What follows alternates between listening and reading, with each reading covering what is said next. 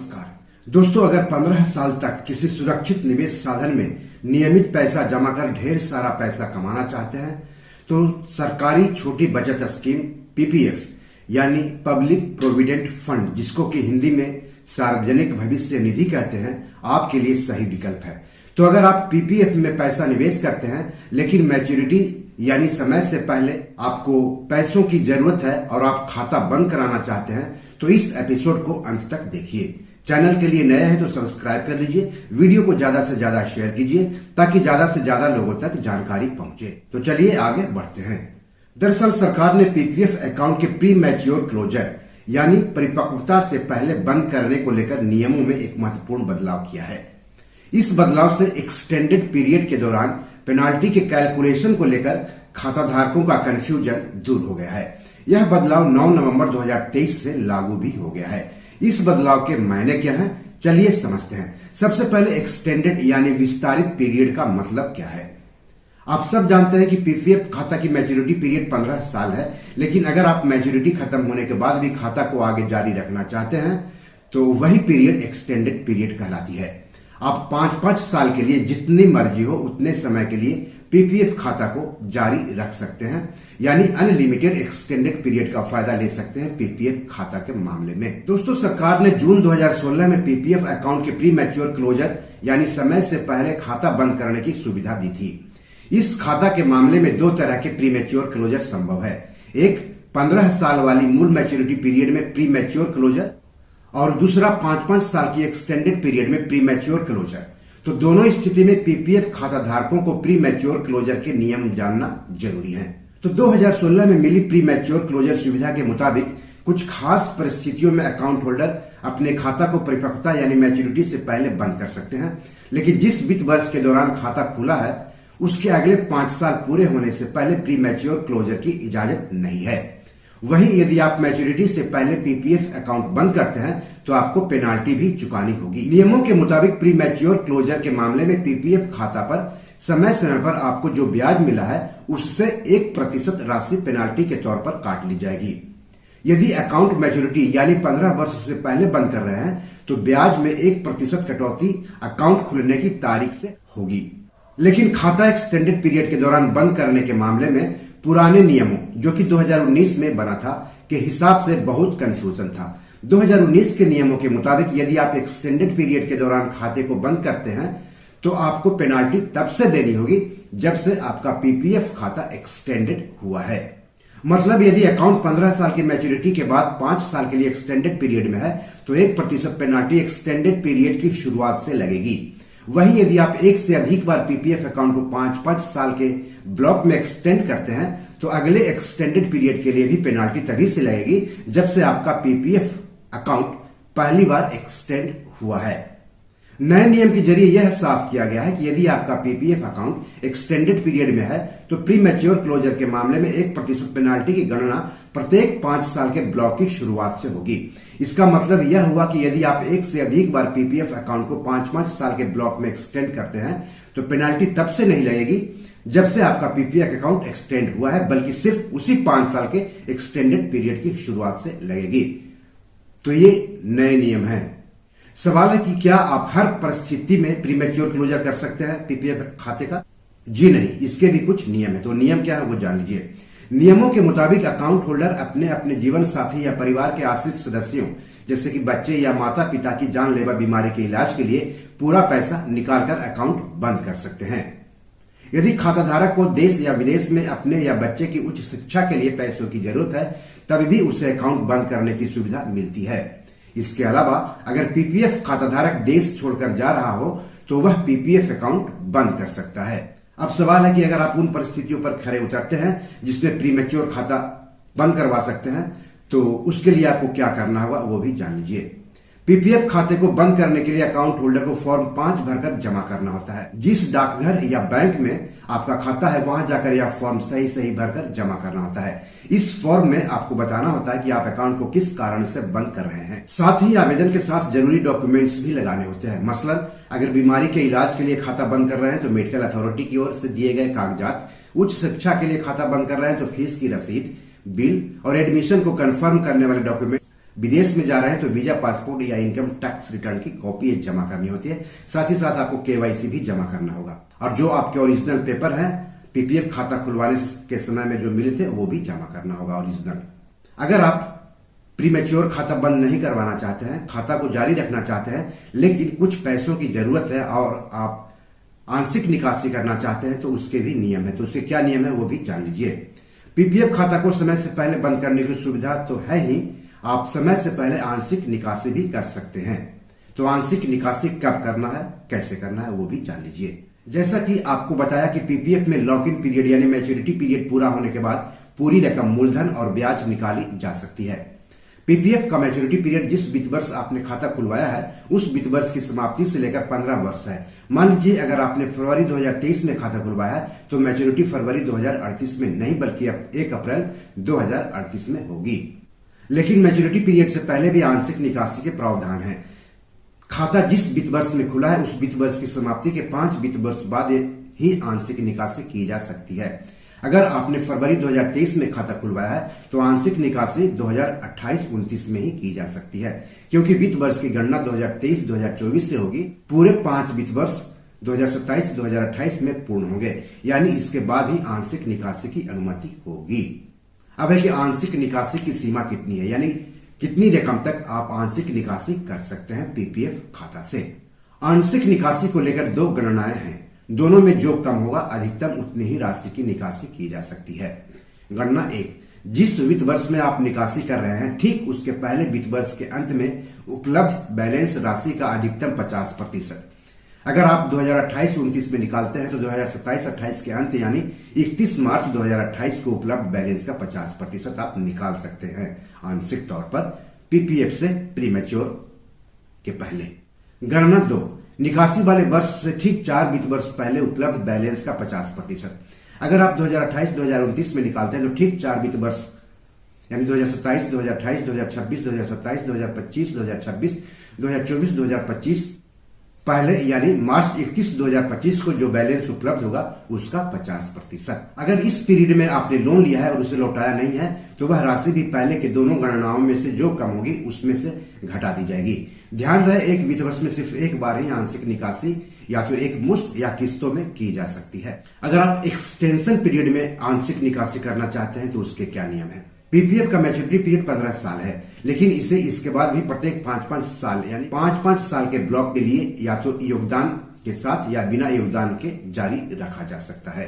बिना योगदान एक्सटेंशन, अगर बिना योगदान के पीपीएफ खाता जारी रखना है तो इसके लिए आपको कुछ नहीं करना है। अगर आप मैच्योरिटी के बाद रकम नहीं निकालेंगे तो पीपीएफ खाता अपने आप 5 साल के लिए एक्सटेंडेड हो जाएगा।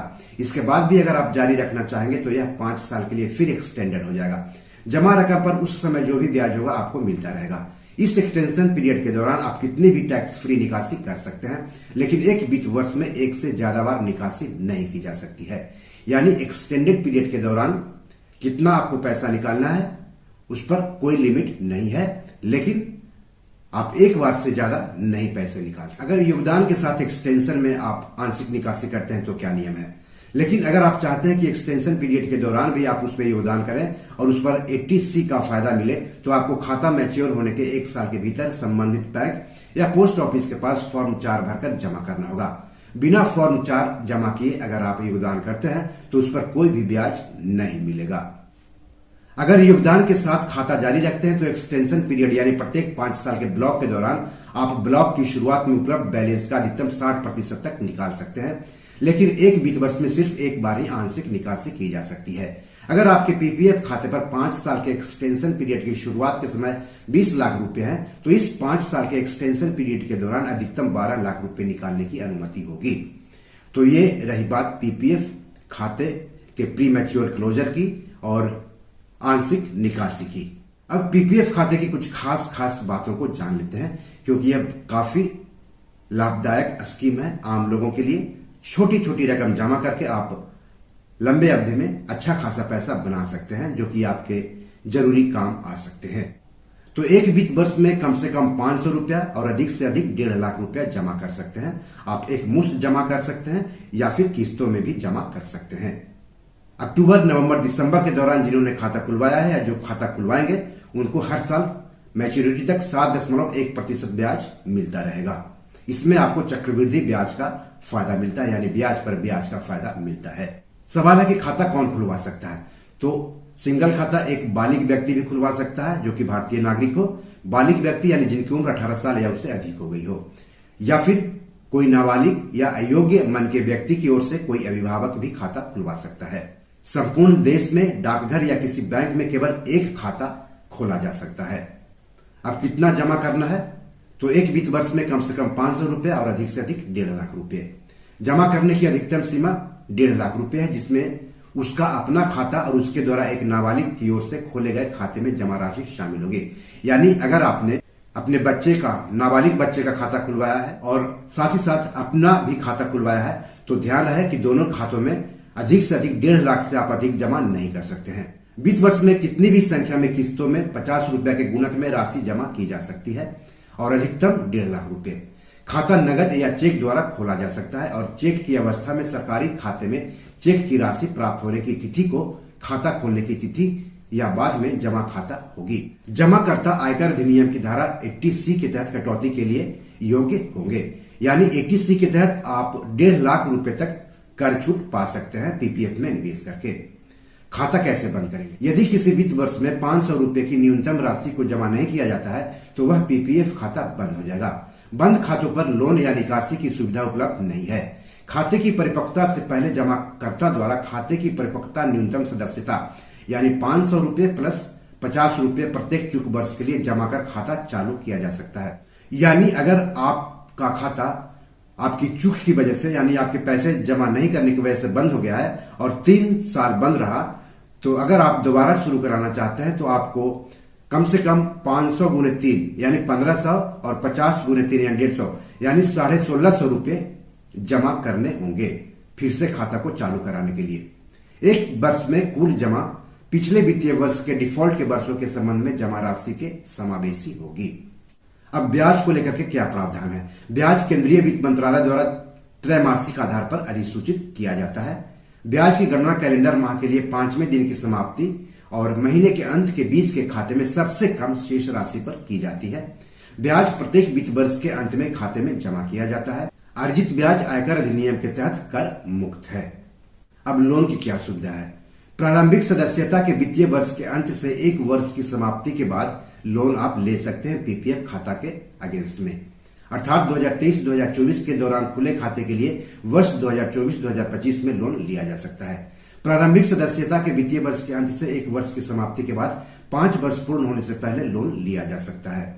लोन को उस वर्ष के पूर्व में लोन के शेष राशि के 25% तक लिया जा सकता है जिस वर्ष ऋण लागू किया गया है। एक वित्त वर्ष में केवल 1 लोन लिया जा सकता है। दूसरा लोन तब तक प्रदान नहीं किया जाएगा जब तक कि पहला लोन चुकाया नहीं जाता है।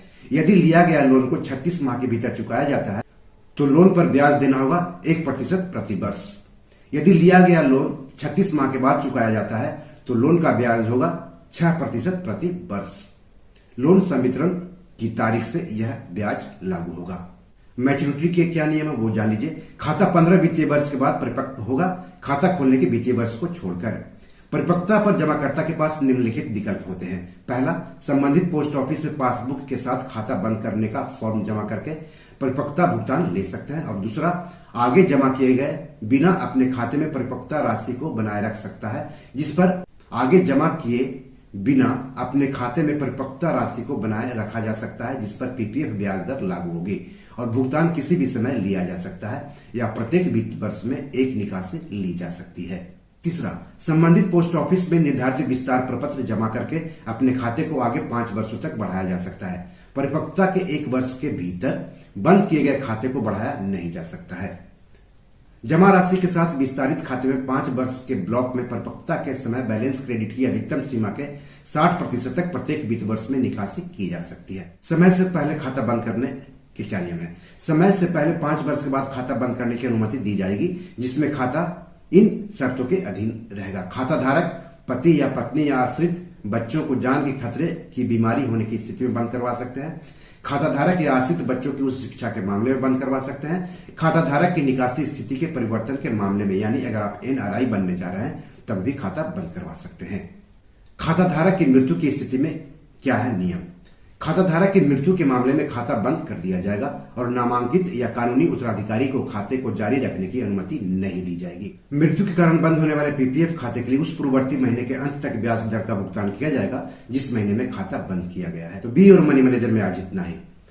एपिसोड कैसा लगा हमें जरूर बताइएगा। पीपीएफ खाते में कोई और आप बदलाव चाहते हैं तो इसकी जानकारी कमेंट बॉक्स में जाकर देंगे तो अच्छा रहेगा।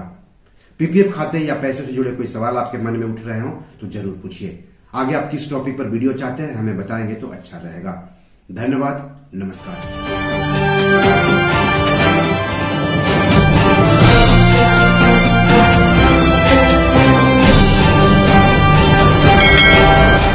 दोस्तों, ये मेरी 7 किताब है जो कि amazon.com पर पब्लिश है। आप इसे डाउनलोड करके पढ़ सकते हैं। इन किताबों के लिंक्स इस वीडियो के डिस्क्रिप्शन में दिए हुए हैं। इन 7 किताबों में से 5 किताब मनी मैनेजमेंट पर है, यानी पैसा निवेश करके अधिक पैसा कैसे कमाएं पर आधारित है।